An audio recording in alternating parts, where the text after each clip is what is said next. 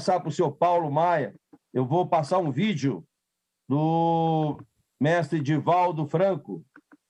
Assistiremos um vídeo, então, um depoimento do fiel mensageiro da Palavra de Cristo, professor Divaldo Franco.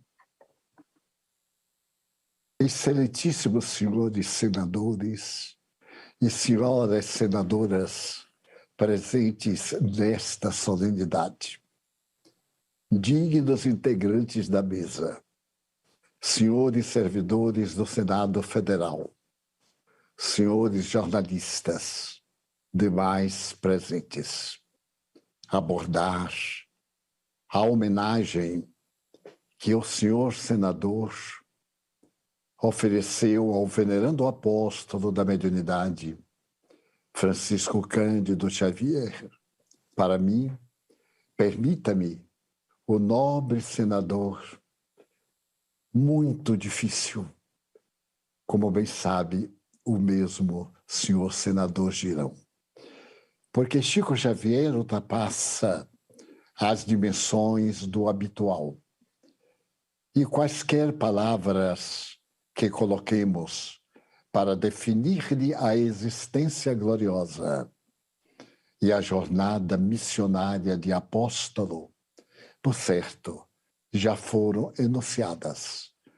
E ele hoje, na glória da imortalidade, bem que está agradecido a todos aqueles que o honram na sua trajetória concluída há poucos anos, com as bênçãos de Cristo Jesus.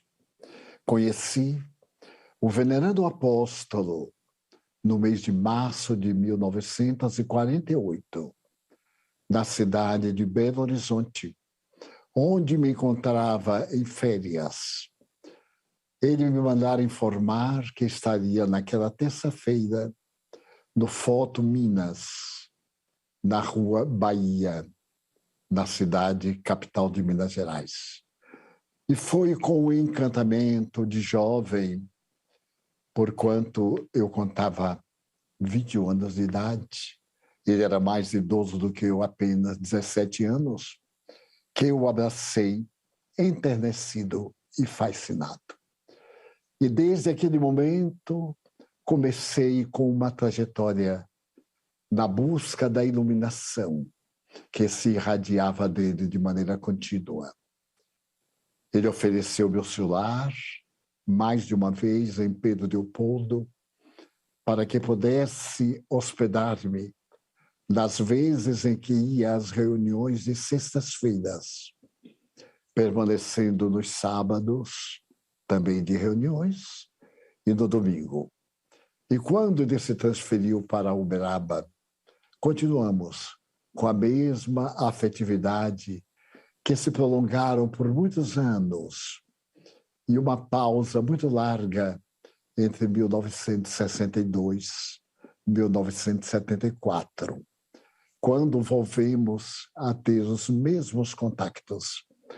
E a sua bondade generosa continuou prefaciando, através dos venerandos Emmanuel, André Luiz, Rabindranath Tagore e outros espíritos, algumas das obras de que eu era instrumento mediúnico e as havia psicografado.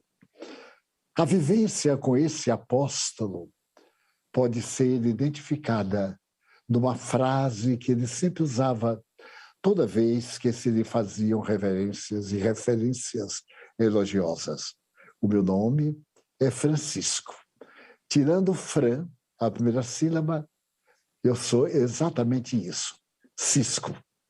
Diante de um fato tão relevante e de um sentido de humildade perfeita, sem encaixe nas fugas psicológicas, temos ideia do homem que foi considerado a maior personalidade do Brasil, que recebeu os maiores testemunhos, inclusive deste notável Senado, através do mesmo nobre senhor Girão, senador pelo Ceará. Nesse momento em que o nobre amigo cearense homenageia esse apóstolo, A mim me cabe congratular-me com o Senado Nacional em reconhecer que um dos valores grandiosos da criatura humana é a simplicidade e que a humildade é o caminho que nos leva à plenitude. E nesta democracia que se instala no Brasil, com muitas dificuldades e desafios, como é natural construir cidadãos, a figura de Chico Xavier avulta-se, conclamando-se ao respeito a Deus, às leis, mesmo quando injustas, e à criatura humana. Muitas vezes ele teve a oportunidade de dizer: se a mim me fosse dada a oportunidade de ter algum poder, eu mandaria inscrever em placas e colocaria em todas as cidades amar a Deus sobre todas as coisas e ao próximo como a si mesmo. Ele foi o exemplo aqui na Terra do verdadeiro amor sem jaça, sem interesse, sem busca de retribuição.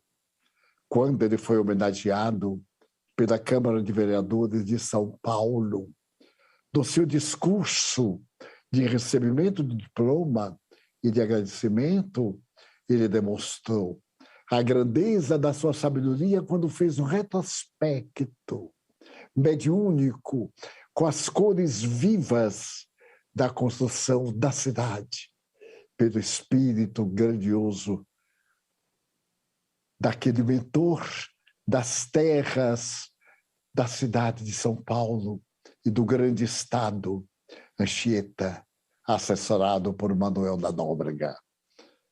A mediunidade de Chico Xavier, consideramos-la a mais expressiva que se pode encontrar na história dos catalogados fenômenos espiritistas e numa generalidade de natureza científica das modernas ciências da metapsíquica, da parapsicologia, da psicotrônica, porquanto era portador de peculiaridades as mais especiais e algumas delas raríssimas da história da humanidade.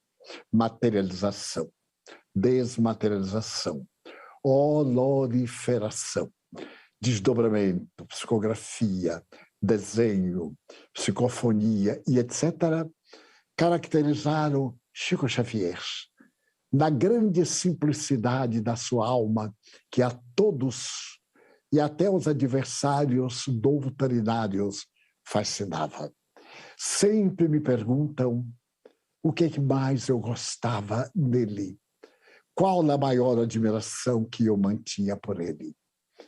E eu confesso, ainda hoje, era pelo homem, pelo ser, pela criatura humana, que sendo esta antena grandiosa, jamais se jaquitou de possuí-la. Que se saiba, nunca teve a menor preocupação de exaltar-se. E sempre que aconselhava, colocava-se na posição das pessoas deficientes e necessitadas. O seu bom humor, a alegria imensa de viver, as lutas difíceis da sua infância, os sofrimentos experimentados por uma madrinha psicopata asselvajada, as dificuldades com o sobrinho, que também se reencarnara num estado lamentável de perturbação e de atrofias orgânicas, os desafios da intolerância religiosa. E quando chegou a Uberaba, diante da magnificência do senhor bispo, que se lhe apresentou como adversário, ele terminou por conquistá-lo docemente, referindo-se com nobreza e abnegação a esse emissário da igreja dignificado pelo título do bispado.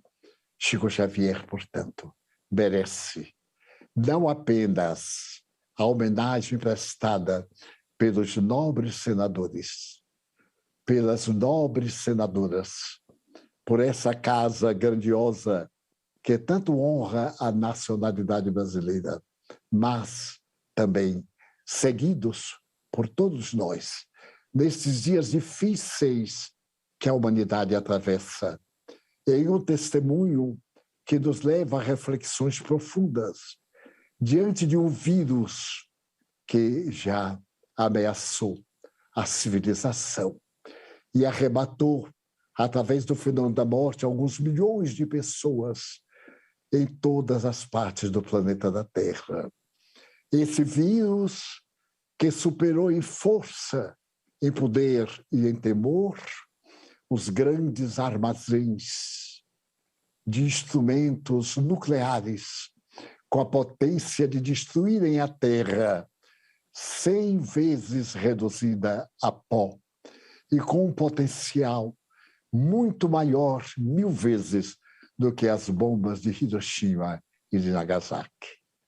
Honrado pela presença de Chico Xavier na minha vida insignificante e das vidas gloriosas de milhões de pessoas, congratulo-me com o Senado brasileiro por este momento de alta significação, de paz, de bênçãos, nesta pátria do Evangelho que, indubitavelmente, é o coração do mundo.